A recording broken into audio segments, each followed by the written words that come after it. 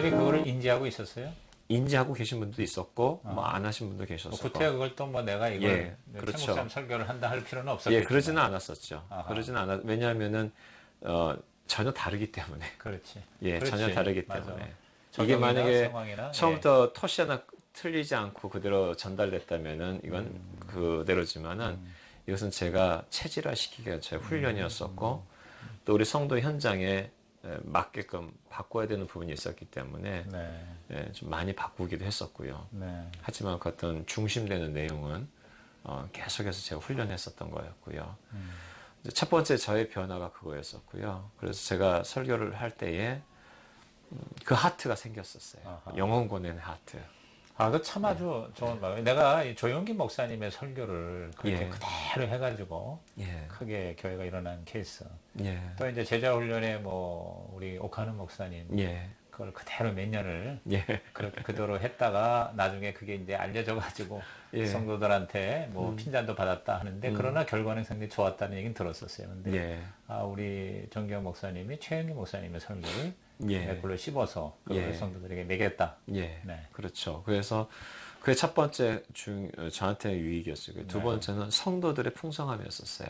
성도들의 풍성함. 예, 왜 그러냐면은 제가 아무리 설교를 잘한다 하더라도 저의 어떤 신앙의 한계라던가 이런 것들이 많이 있었을 텐데 좋은 설교자, 좋은 그 목사님의 설교를 제가 소화해서 또 전달되면서 또 저의 그 성도들의 상황을 보니까는 성도들이 이게 풍성하기 시작했었고, 네. 그러면서 이제 이 예배가 살아나면서 또 한 가지 이제 그것만 가지고 되는 건 아니었고요. 네. 제가 예수전도단이라는 선교단체에 있었던 어떤 베네핏도 있었던 것 같아요. 예를 들어서 예배에 대한 어떤 흐름, 예배에 대한 어떤 감각, 네. 이런 게 같이 연합이 됐었고 그것을 훈련했었고요. 그건 오히려 서울교보다 더 풍성했을 것 같아요. 왜냐하면 그 예전단의 그 찬양이라든가 예, 예, 그런 예배 임재라든가 하는데 뭐 이런 거에 대해서는 예. 내가 볼 때는 아주 하나님 준비를 잘 시키신 것 같으네요. 예. 그래서 그런 부분들이 같이 잘 연합이 됐었고요. 그래서 서울교회에서 주셨던 어떤 부요함과 또 저 개인적으로 가졌었던 어떤 영적인 어떤 그 제 삶 속에서 유익함이 지금 현재 늘 푸른 교회 속에서의 또 다른 이제 독특한 면이 된 것 같아요. 네. 예, 그래서 이제 교회 예배가 지금은 그런 모습으로 좀 진행되고 있고요. 그래서 가정교회를 만났을 때에 가장 제가 포커스를 뒀던 것은 체질화였었어요. 체질화. 그래서 어떤 방법이 됐든지 간에 저는 그 체질화의 그 방법을 설교에서 찾았던 거고요. 네. 어떤 분은 뭐 상공모에서 찾을 수도 있는 거고, 네. 뭐 어떤 분은 목장에서 찾을 수도 있는 거고, 하지만 저는 설교에서 찾으면서 다른 상공모나 목장으로 이렇게 퍼져나가도록. 그게 가장 결정적이었다고 생각하세요? 가장 결정적이었죠. 보통 우리가 가정교회 하면은 우선 목장을 만들어. 그래서 목장을 잘 돌리는 데에만 관심을 갖잖아요. 예. 그런데 그 굉장히 중요한 포인트 같아요. 목장도 너무 중요하죠. 그렇게 해서 그 원칙대로 당연히 가야 되는 거고요. 거기에 얹혔던 게 바로 매주마다 드리는 영혼권에 대한 하트를 가진 설교. 이게 이제 같이 연합됐던 것 같습니다. 그렇게 해서 이제 준비해서 예. 구체적으로 이제 어떻게 전환해서 어떤 결과를 가지게 됐습니까? 한 가지 이제 이건 경험적인 부분인데요. 네. 절대 서두르면 안 된다는 것이죠. 절대 서두르면 안 된다. 예. 왜 그러냐면은, 한 가지 데이터를 드린다면은, 처음에는 가정교회가 쭉 성장이 됩니다. 왜냐하면 새로운 분위기고, 또 새로운 맛이고, 또 목장이라는 것을 통해서 서로 이렇게 서로 얘기 나누고 하는 것이 굉장히 신선하기 때문에, 네. 이렇게 목장이 뭐 4개, 5개 시작했다가 7, 8개, 9개, 10개 이렇게 쭉쭉쭉 성장하는 것은 됩니다. 네. 되더라고요. 네. 근데 한 3년 정도 지나면은 어. 그 다음에 생기는 게 뭐냐면은 피곤함이거든요. 피곤함. 네. 그래서 이 피곤함을 어떻게 극복할 것인가? 목자들의 피로함, 피곤함, 그 다음에 성도들의 피곤함을 어떻게 극복할 것인가를 생각해야 되는 거고요. 그리고 난 다음에 이제 성숙의 시간이 필요한 것 같아요. 그렇죠. 예, 김치를 담가도 숙성하는 시간이 필요한 오케이. 것처럼 네. 사람이 변하려면 이 숙성하는 시간이 오래 걸린다는 것을 경험적으로 안 게 저희가 목장이 7, 8개부터 한 5개 정도가 늘어나기까지 그러니까 7, 8개에서 10개, 12개 그래서 이렇게 파도 치듯이 이렇게 쭉 한 게 10년이라는 기간이 있었습니다. 처음에는 3개로 시작했다고 그랬어요. 3개로 시작해서 이게 막 성장하죠. 뭐 5개도 되고 6개도 되고 7개도 되고 그때는 속도가 좀 붙습니다. 그러다가 이 요동치는 시간, 업다운이 이런 시간이 10년이라는 시간이 걸리더라고요. 그러니까 이때에 이제 많이 좌절을 느끼는 게 뭐냐면은 이게 정말 부응할 수 있는 건가? 이게 정말 내가 잘하고 있는 건가? 라고 이렇게 생각하는 시간이 지나가다가 한 10년에서 15년의 시간이 지나면서 이제 10년 시간이 지나가고 10년에서 15년에 지나가는 시간이 그동안 숙성해 갔던 그 모든 열매들이 되게 급속도로 이렇게 올라가는 시기가 도약을 하네. 도약하는 시기가 옵니다. 이게. 네. 이게 저는 이제 경험적으로 배운 거고요. 음. 경험적으로 배운 건데 나중에 이제 어떤 책을 읽어보니까 일반적인 기업에서도 그 기업이 이렇게 도약하기까지는 15년이 걸린다고 그러더라고요. 네. 하물며 이렇게 사람이 변하는 건데 그래서 저희 교회 같은 경우는 한 15년의 그 시간이 필요해서 지금은 이제 목장이 3개에서 지금 32개까지 왔고 네. 또 이제 지금부터는 이제 해마다 한 5개 정도씩 이렇게 분가가 될 것 같습니다. 아이고, 할렐루야. 예, 그래서 이제 그다음부터 좀 약간 빨라지는 그런 시기가 지금 오고 있는 것 같습니다. 네. 예. 아이고, 굉장히 진짜 익사이팅한 그런 스토리인 것 같아요. 예. 근데 그 아까 이제 설교로 체질을 이렇게 바꾸고 예. 또 설교 외에 또 어떤 면에서 좀 이렇게 집중을 하셨나요? 설교에 있어서 체질을 바꾸는 것은 이제 제가 많이 노력해야 되는 부분이고요. 그 다음에 이제 리더십이었던 것 같아요. 네. 이제 리더십이었을 때에 최영기 목사님께서 늘 하셨던 말씀 중에 하나가 휴스턴 서울교회 또 특별히 미주 지역의 교회 안에 남성의 리더십을 세워야 된다라고 많이 말씀하셨었어요. 네. 그것은 그만큼 남성의 리더십이 교회 안에서 많이 약화됐기 때문에 네, 이것은 이 말하는 리더십은 어떤 장로님 뭐 어떤 직분이 아니라 영적 리더십을 말씀하고 그렇죠. 있는 거죠. 그래서 이제 목장에서 남성의 리더십이 이렇게 세워지면서 정말 그 균형 잡히는 일들이 일어났는데 네. 근데 한 가지 제가 놓치지 않았던 부분이 뭐냐면 여성의 리더십을 무시하지 않았다는 거죠.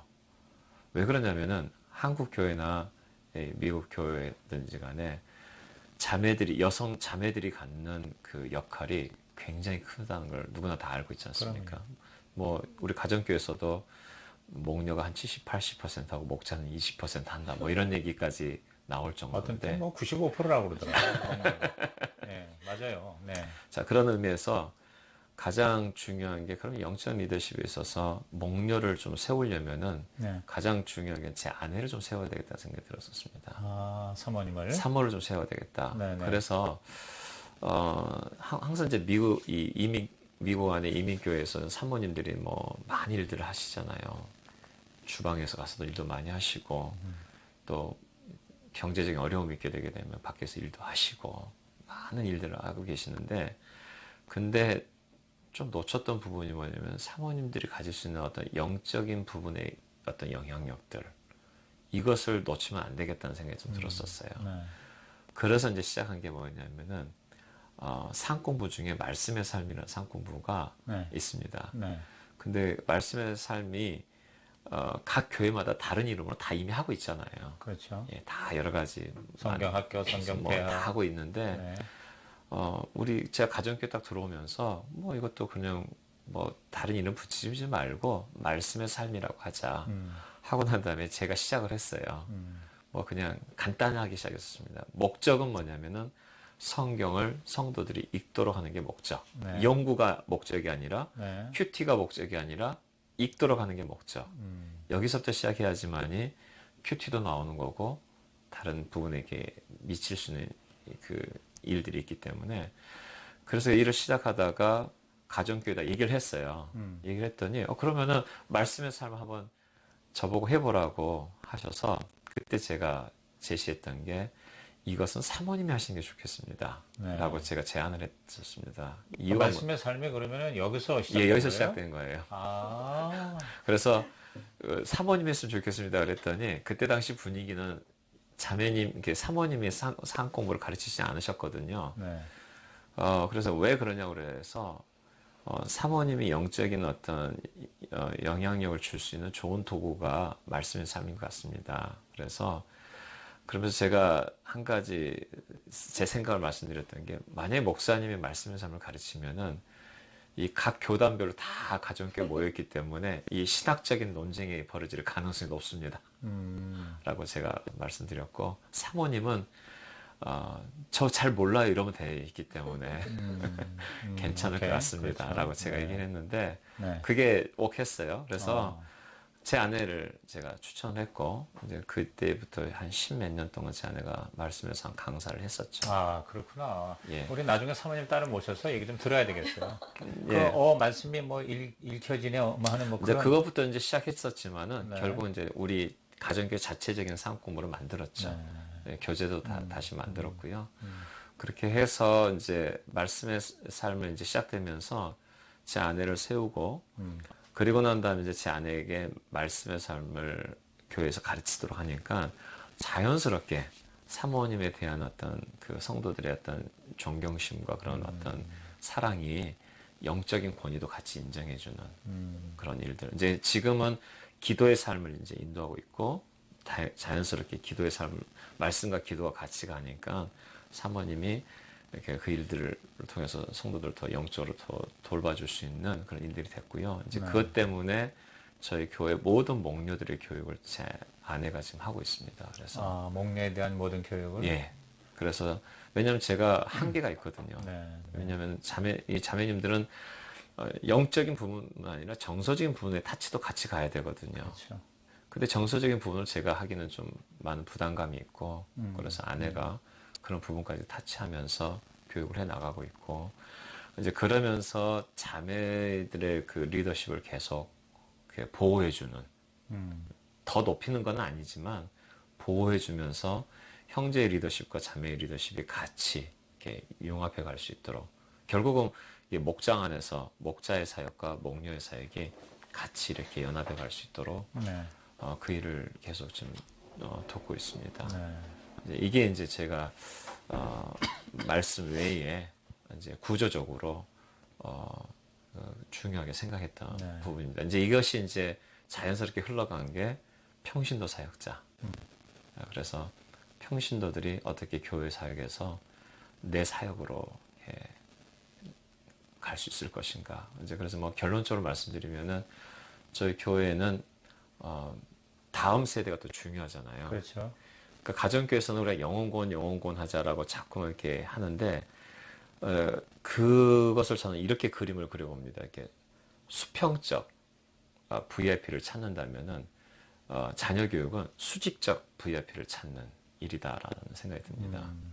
왜냐하면은 참 우리가 안타깝게도 우리 한국 교회가 우리 자녀들을 VIP 많이 만들어 버렸잖아요. 그렇죠. 예, 맞아요. 교회에서 자녀들이 떠난 이유가 예. 결국은 교회가 VIP를 만들어 버리는 상황이 돼 버렸는데 이제는 그러지 말자. 우리가 그것을 VIP를 만들지는 말자. 이런 마음에서 이제 수평적 영혼권, 이제 수직적 영혼권. 그래서 자녀 교육을 하려고 하다 보니까 우리 가정교회에서 이제 올리브 블레싱을 하지 않습니까? 네. 올리브 블레싱이 결국은 자녀 교육인데 그렇죠.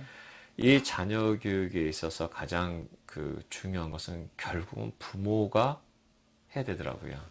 그래서 공동 양육의 개념. 그래서 교회 학교가 선생님들을 모집해서 그들이 양육하는 게 아니라 부모가 같이 할 수 있는 양육하는. 공동 양육의 개념. 이런 개념으로 좀 가자 해서 저희 교회가 지금은 온 교회가 지금 공동 양육의 개념입니다. 참 그 멋있네. 공동 양육. 그래서 이제 늘푸는 교회가 이제 흔히 말하는 교회학교 교육이 예. 뭐 이제 전임 전담 교육자들이 와서 이제 예. 이렇게 예배 인도하고 교사들 세우고 공과 공부하고 이제 이런 시스템인데 여기는 일체 교역자들이 아니라 평신도들이 디렉터로. 예.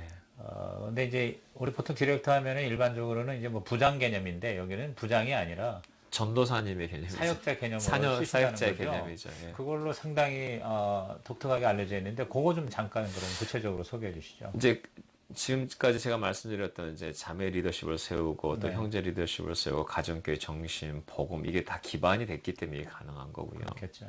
이것만 가지고 바로 한다면은 사실은 많은 어려움이 따른 것 같고요. 음. 그리고 이제 우리가 VIP를 섬기면서 섬김을 배웠었잖아요. 네. 그 다음에 VIP를 섬기면서 또 순종도 배우고요. 네. 그런 많은 그 인프라 속에서 우리가 공동 양육의 개념을 이제 가지면서 이제 저희 교회에 있는 모든 성도가 같이 양육하자라는 개념을 했고요. 이제 그러면서 처음부터 그 우리 목사님이나 사역자가 없었던 건 아니었고요. 처음에는 그분들의 도움을 많이 받았습니다. 그래서 전임 사역자도 있었고 하시다가 이제 이분들이 시간이 돼서 떠나실 때에 그 자리를 이제 준비된 분들이 이렇게 메꾸기 시작했죠. 네. 처음부터 바로 그냥 시작한 게 아니고 네. 그런 한 4, 5년의 그런 준비 기간이 있었고 그 자리를 메꾸기 시작했었고요. 또 지금 와서 이렇게 생각해 보니까 저희가 이렇게 하려고 그런 건 아니었는데 하나님께서 계속 이렇게 순종해 가다 보니까 그런 그림을 보여주신 것 같아요. 그래서 이제 처음에 이제 이 공동 양육의 개념을 하면서 그러면은 헌신된 우리 그 목자 목녀들은 가능한데 이제 교회 오신 분들은 이게 사실 참 어려운 일이거든요. 그래서 이제 이게 가정교회 정신하고 좀 맞물려서 했던 게 뭐냐면 우리 가정교회는 이렇게 기신자들에 대해서 많이들 이렇게 막고 있는 지금 이유가 있지 않습니까? 네. 막는 이유가 영혼권에 더 집중하기 위해서. 네.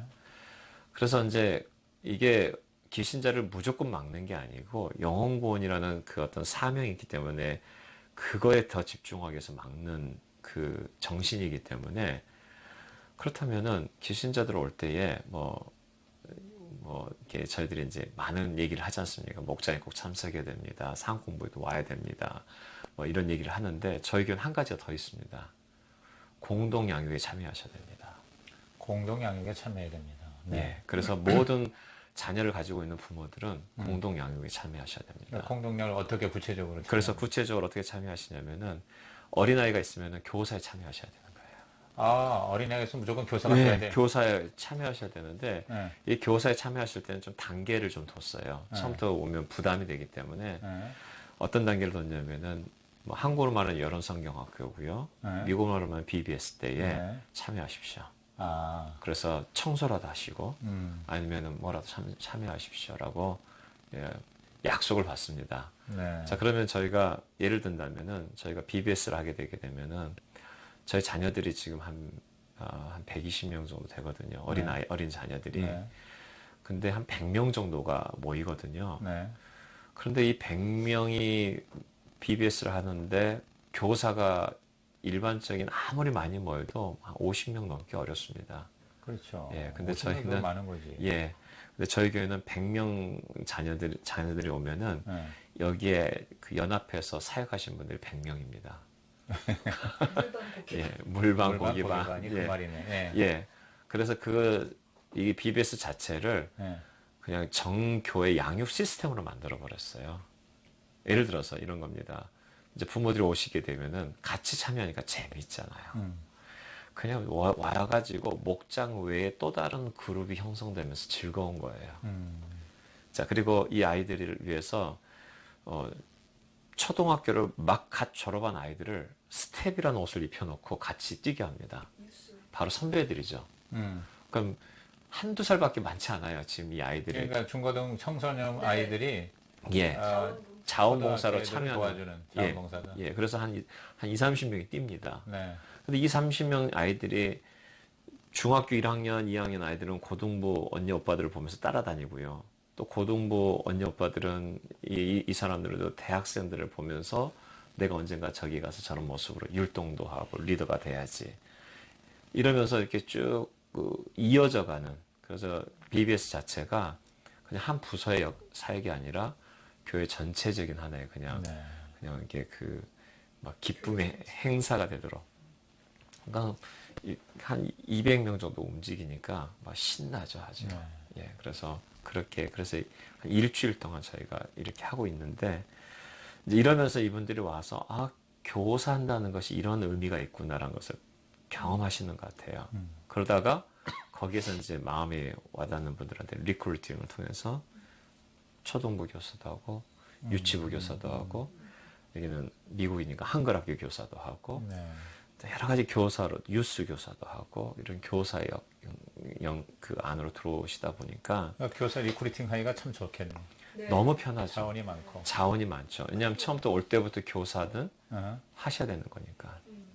예, 그래서 선택이 아니라 필수로 자녀가 있는 분들은. 그래서 이제 자녀가 다 대학을 가고 떠나게 되면은 그 하트가 있기 때문에 계속해서 서포트 해주시는 그룹으로 남아 있을 수 있고요. 그래서 이제 이렇게 하다 보니까 아이들이 풍성하게 배우게 되고 또 부유하게 아이들이 배우게 되고 많은 어떤 공급도 받게 되고 그러다 보니까 이제 출석 교인이 한 230명 이렇게 되는데 그 중에 교사들이 한 7, 80명이 교사입니다. 교사만이 아니라 이제 그 주일에 그 연합 교회 예배를 위해서 섬기는 예. 사역자로 예. 제가 듣기로는 이 교회가 그래서 뭐 그런 얘기까지 들었어요. 내가 오기 전에 세 축이 아니고 네 축이다. 예. 그래서 예배와 목장과 산공부 말고 예. 주일 교회를 섬기는 그런 사역, 예. 봉사 이걸 반드시 해야 된다. 예, 뭐 이제 가정교회 모든 분들에게 사역을 많이 하시지만은 네. 그래서 저희가 사역팀을 이렇게 이렇게 구분을 해봤어요. 그래서 네. 사역을 이제 무슨 사역이든